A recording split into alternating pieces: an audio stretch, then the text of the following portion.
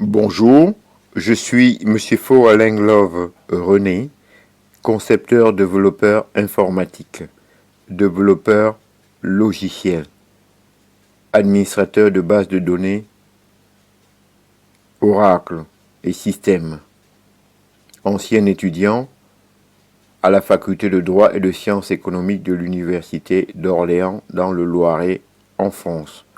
Aujourd'hui, dans le cadre du cours d'économie générale, nous allons étudier la concurrence. En effet, dans les constructions théoriques de l'école néoclassique, le marché ne fonctionne correctement que si les conditions de concurrence pure et parfaite sont respectées.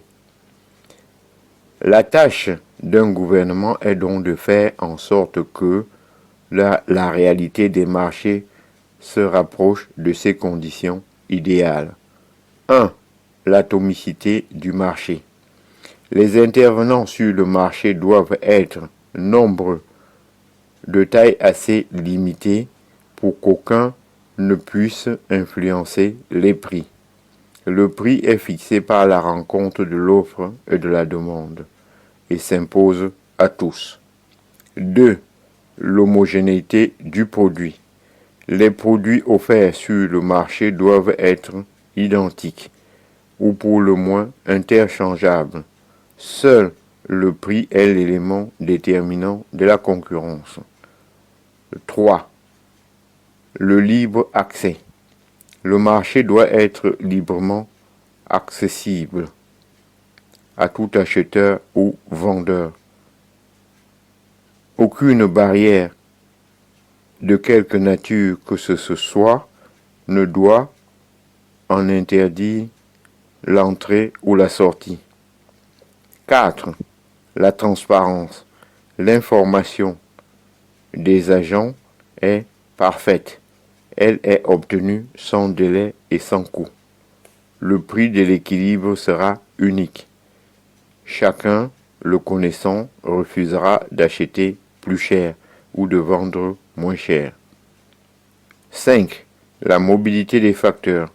Les facteurs de production sont parfaitement mobiles et peuvent passer d'une entreprise à une autre, d'une branche à une autre.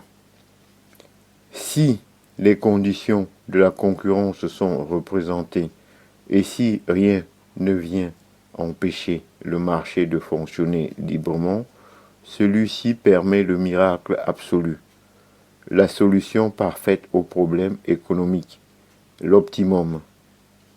L'optimum économique est, à un moment donné, la meilleure solution au problème économique.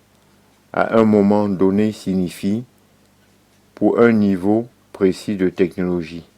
Le problème économique étant la gestion des ressources rares. L'optimum économique est donc la meilleure utilisation possible des ressources disponibles pour un niveau donné de technologie. Ainsi, j'en ai donc terminé avec ce cours sur la concurrence. Je vous en remercie. Bonjour.